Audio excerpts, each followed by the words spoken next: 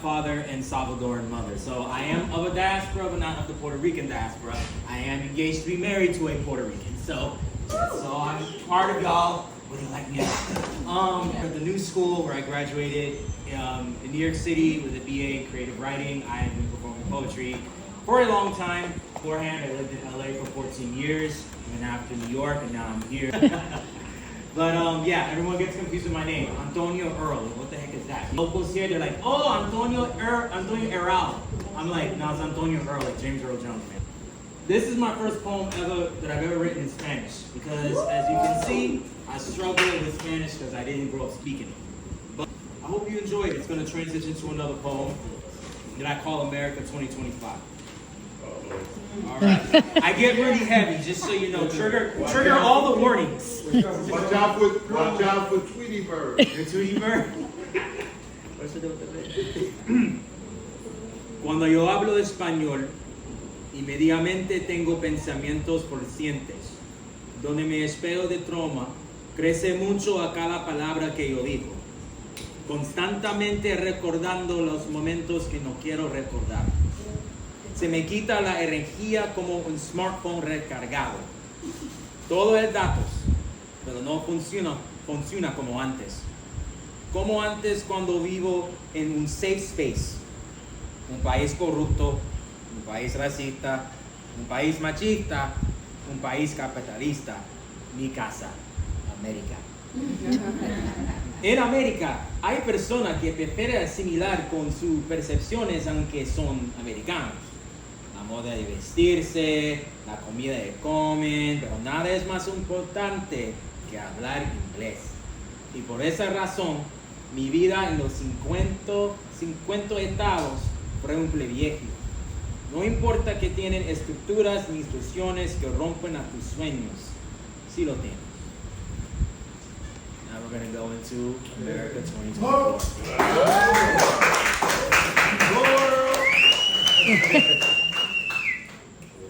I tried to write a poem that speaks for the people, but I discover along the way I was just speaking for myself. For the millionth time, thoughts of rage fuel my concerns, lead me astray onto roads of demons, or a detour into my subconscious. Deeper into the abyss, inward towards tortured souls, the coop where trauma comes home to roost. Crushed skulls splattered on my For You feed on the fill-in-the-blank social media where posts, tweets, and blogs showcase how antisocial social media has become. How can one turn at the sight of another whose very existence is under erasure and fail to comprehend that ours is becoming extinct at the very same time? How can you say none of Gaza affects you while your tax dollars of 80 hours a week, family alienation, and sacrifice contribute to their decimation and yours? Why is it that hustling and bustling is the language of Americans when instead they should be cussing over their breath at the boss that exploited their labor, turned around, blamed the Haitian, Cuban, Venezuelan, Nicaraguan, and any indigenous to this continent for your inability to do better, and are laughing to the bank at your incompetence while you worry about impotence invoked by microplastics they told you was safe? And we believe incels are the future because wealthy people told you someone who they can't fuck is the reason. Every season. It's just a new excuse. It's too expensive. You need more protection. You need a new cop city. You need new laws to make your peaceful protests violent. If you haven't made the connection, you are decades behind a new world order you have no say in. A project that not formed in 2025, but 1607, a settler colony formed on the blood-married soul of indigenous Holocaust, lynched Africans, and the unlucky poor whites who lived a long life believing they were supremacy's exception, but they were just cannon fodder. Greatest nation in the world is an arrogantly declared fallacy because this is a Christian theocracy masquerading as a democracy.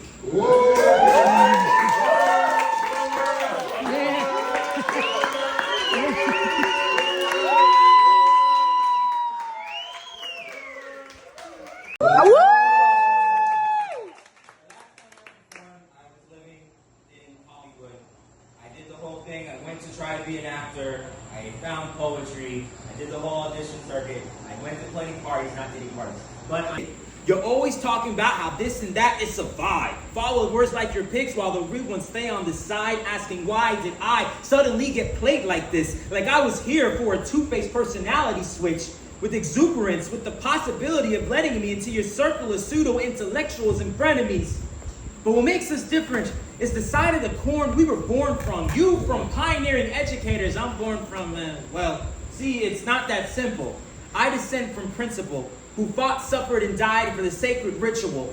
A cell of my spirit to get somewhere better. Is the trip to paradise worth all the bad weather?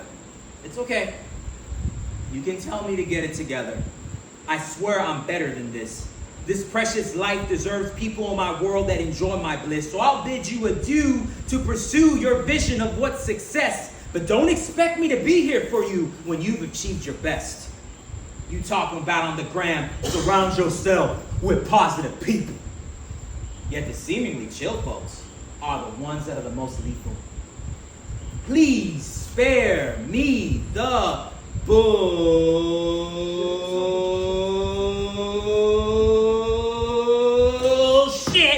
about how I'm a real one. You don't even know I exist. You can't even remember if you met me from the photo shoot or your fucking friends list. No more invites to a shindig. Yo, it's a party. Yo, pull up. So you can show Hollywood Watchmen that you've never been, screwed up. Savage decimation of a person's mental state. Mourning not for two because the other one you desecrate on the daily, demonstrating on demonstrates. But hey, I'm crazy. I'm intense. I'm the one that don't make no damn sense. You say you prefer calls, but you don't answer.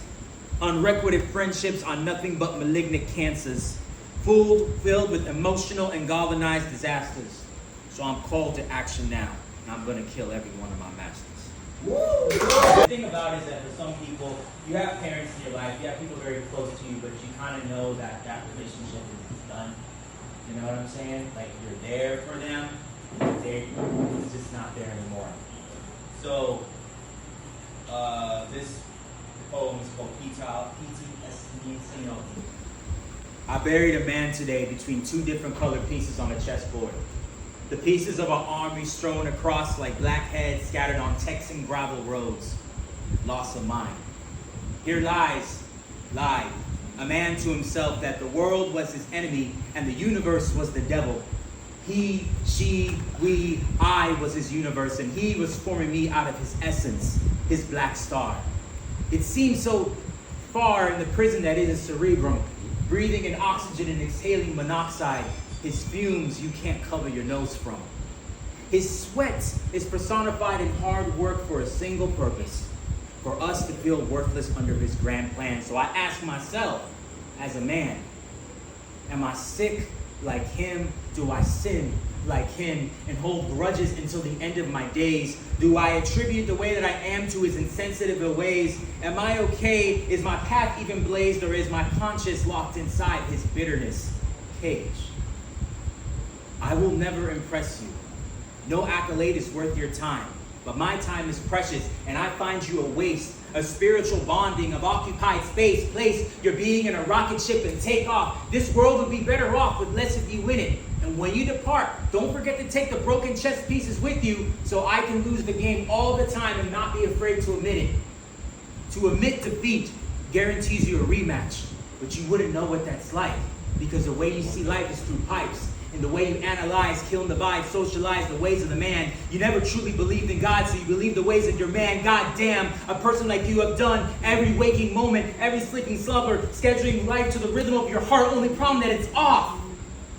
Beat and blood has taken second fiddle to boiled cholesterol that wasn't brought on just by bad diet. This isn't your stereotypical unhealthy man, so don't even try it. I've been tried by so much, and I feel like I'm at the end of my rope, but inside of all I've endured, God won't let me fucking choke on the vomit for being guilt drunk. Rather, I'm passed out and given a chance to thrive another day, but instead I cling on purposes that are worthless and curses. I question on it that self-hate began before the shackles. And that's my mind's been programmed, the mental shackles of my mind's been programmed, the trees with the tackles of my kind succumb to mentalist lies when it crackles, and these eyes become watery, and the skin becomes cold. My hate for you is an old soul that refuses to die, like an antique with no value, a legend with a forgettable legacy, a history flawed with bigotry, the latter which you are the epitome in this unfair world, and it's unfair that I still act like beneath that shell there lies a pearl, but I know why I do.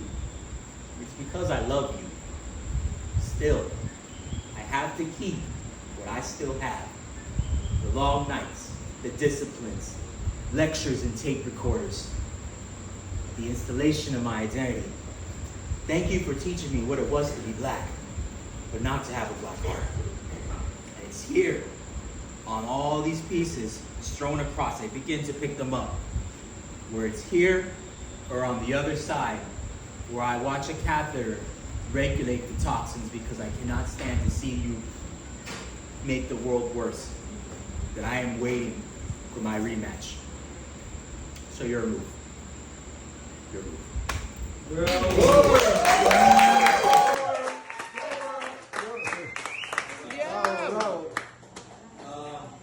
This is my last one. And I'll let you guys go. Why have you taken me in when you have every incentive to deny me your seat? Where has the animosity so many gringos have endured and published their gripes in social media gone? When it comes to dealing with me, don't answer that. I believe I have to discover this on my own. Exploring your urban and rural worlds with everyone giving me an opportunity to travel through your galaxies. For the first time in my life, I can say that a year ago, as I shuffled ice into bottles of Dom Perignon for a wedding somewhere in Manhattan, or was it a Christmas party? I don't remember. But I recall as the captain yelled at me to get to my service station, as the diverse workers of immigrants and starving artists found their places, I felt my toes press on the floor of spilled slop, protected with my slip-resistant shoe, allowing me to think the following. By this time next year, I will be living in Puerto Rico. I'm not sure I imagined I'd be in a pre-war Hato Rey apartment, having asked my mom to send me money to order DoorDash, because like my life in New York, I'm living paycheck to paycheck and don't get paid very often. But visiting Puerto Rico and living here are two different perspectives.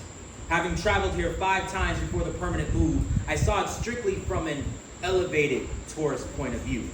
The elevation is due to having been in a long-term relationship with my fiance who is native here.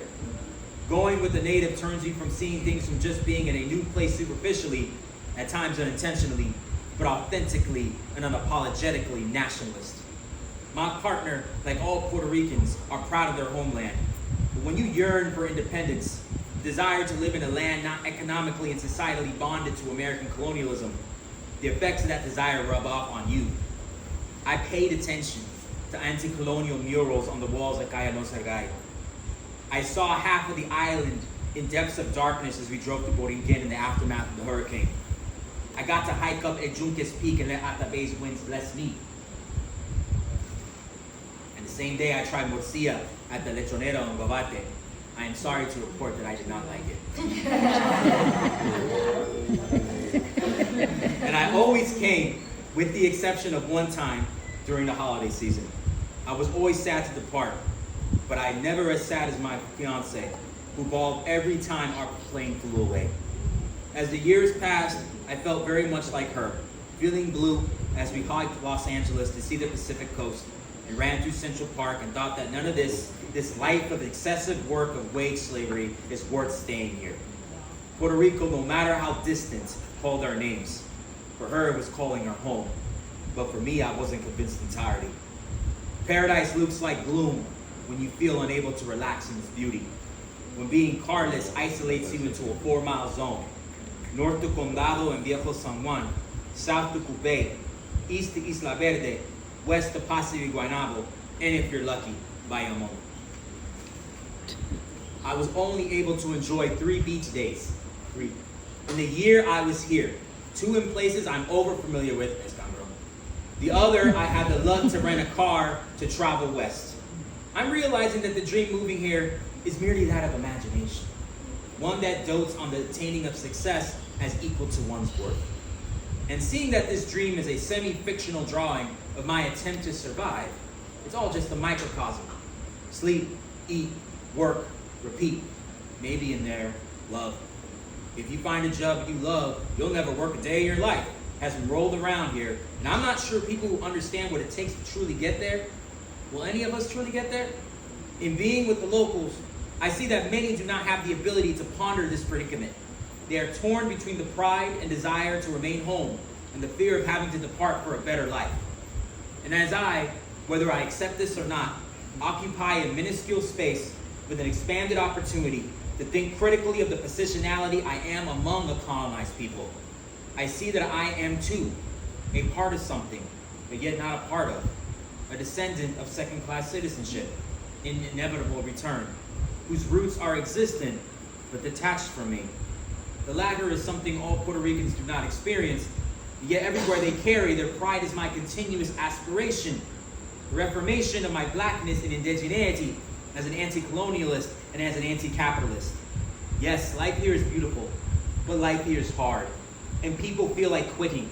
I see it in their eyes, but I see them unwilling to tap out, who'd rather be choked out by the pressure of imperialism than to ever be dishonored. The year has come for me. They have a lifetime. I'm not the main character. I never was, but I truly feel it now. The best I can do is share my knowledge and being, because it's what the beaming people of this island do for me every day against all odds, reminding me that in all the turmoil, this place has taught me that in anxiety's cage, all it takes to loosen the chains is to laugh. My name is Antonio Earl. Thank you very much.